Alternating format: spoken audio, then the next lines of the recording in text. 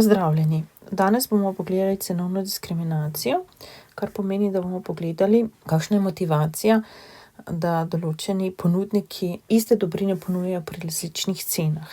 Zdaj najprej pogledamo, kakšni so pogoji za cenovno diskriminacijo. Prvič, tisti, ki ponuja, mora biti monopolist, se pravi edini ponudnik na trgu. Drugič, med trgi, na katerih ponuja, ne sme biti komunikacije. In tretjič, mora razbiti trge oziroma en trg na trge z različno elastičnostjo, ne. In zdaj vemo iz teorije, da ko gledamo, kakšno je razmerje recimo med dvema trgoma, kjer je nekdo monopolist, kjer ni komunikacije in kjer so različne elastičnosti, da je formula cena 1 vlomljenost cena 2 je enako 1 minus 1 vlomljeno z elastičnostjo 2, z drugega trga, ne, 1 minus 1 vlomljeno z elastičnost z prvega trga, ne. No, zdaj, kakor sem začela, v bistvu gre za to, da ima monopolist motivacijo, da maksimira. Ta motivacija na teh trgih je takšna, da na vsakem posameznem trgu izenači mejne dohodke z mejnimi izdatki. S tem, da bomo predpostavili, da mejni izdatki so na vseh trgih, na katerih ponuja, enaki. To se pravi, pravimo, da mora biti mejni izdatki enaki mejnim dohodkom na trgu 1 in to mora biti enako mejnim dohodkom na trgu 2. To se pravi, on mora na vsakem trgu izenačiti mejne dohodke z mejnimi izdatki, ne. No, zdaj si pa poglejmo situacijo na trgu, ko bomo imeli trg 1, trg 2 in potem skupni trg, to se pravi, seštejemo trg 1 in trg 2. In bomo najprej pogledali situacijo, ko monopolist ne diskriminira, to se pravi, ponudi enotno ceno na obeh trgih, in potem bomo pogledali situacijo, ko maksimira na vsakem posameznem trgu in bomo videli, kako se obnašajo cene in količine, in dejansko bomo tudi videli, kakšne so učinkovitosti oziroma neučinkovitosti povezane z enotno ceno oziroma z različnimi cenami. Da bi pa to lahko prikazala, bom narisala 3 grafe, enega poleg drugega. To se pravi, bomo imeli cena, količina, to je trg 1, potem bomo imeli takoj zraven trg 2 in potem bomo imeli še trg 1 in 2, to se pravi skupni trg, ne, cena, količina, to je trg 1 plus 2. In jaz bom kar narisala tele krivulje. Povpraševanje smo rekli, da z različno elastičnostjo, ne, recimo, da je tukaj nek trg z malo nižjo elastičnostjo, tukaj pa potem trg z malo večjo elastičnostjo, in bomo označila tukaj D1 mejni dohodki 1, tukaj pa 2. Potem tretji trg bo pa enotni trg, kjer pa seštejemo te dve krivulji, in gre za horizontalno seštevanje, to se pravi, do nekako tukaj imamo samo povpraševanje na trgu 1, od tukaj naprej imamo pa potem seštevek obeh trgov, se pravi, tukaj je D1 plus 2, tukaj sta pa mejni dohodki 1 plus 2. No, zdaj narišem še ene tele mejne izdatke. Smo rekli, mejni izdatki so enaki na obeh trgih oziroma na vseh 3 trgih, a ne. Takole, to se pravi mejni izdatki. No, in zdaj bomo pogledali, kako maksimira tale naš ponudnik, če postavi enotno ceno.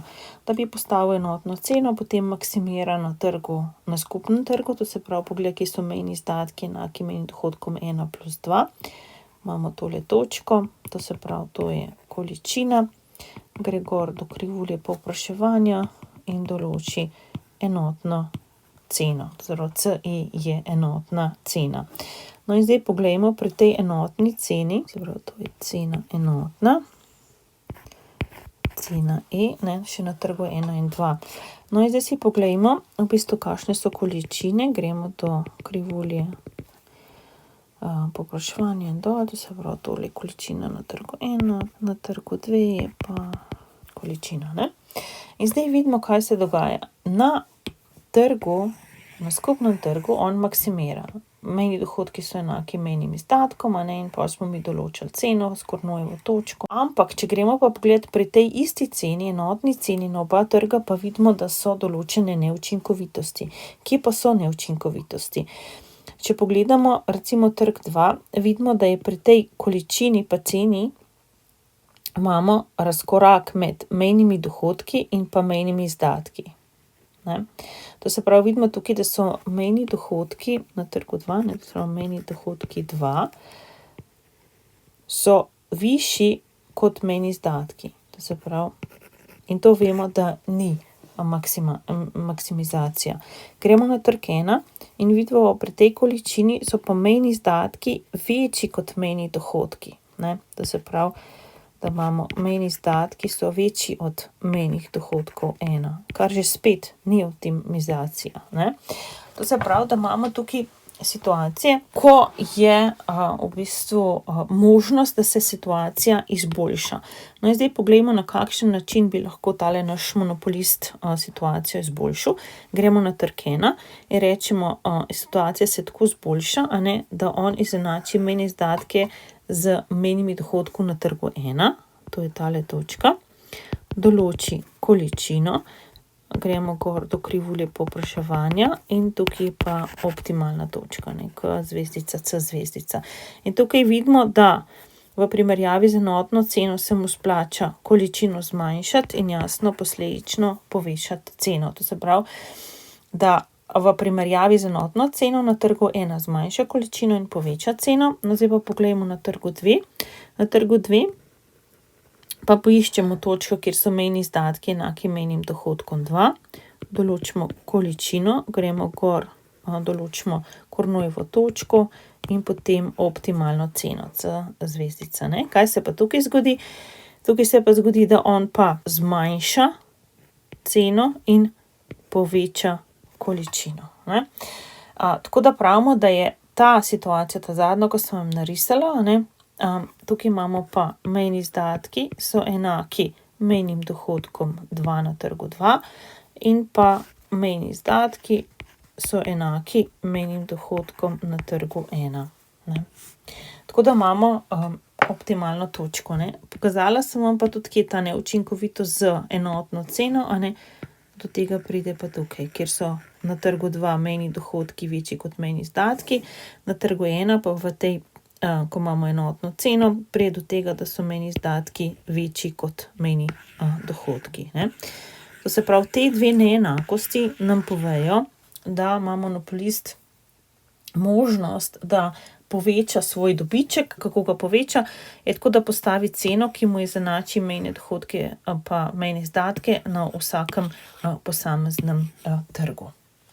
Najlepša hvala. Zdaj bi pa sem še opozorila, da sem vam takšen graf tudi v enem fajlu posebnemu naložila, tako da si ga lahko tudi pogledate. Se vidimo na predavanjih oziroma se slišimo. Hvala lepa za pozornost.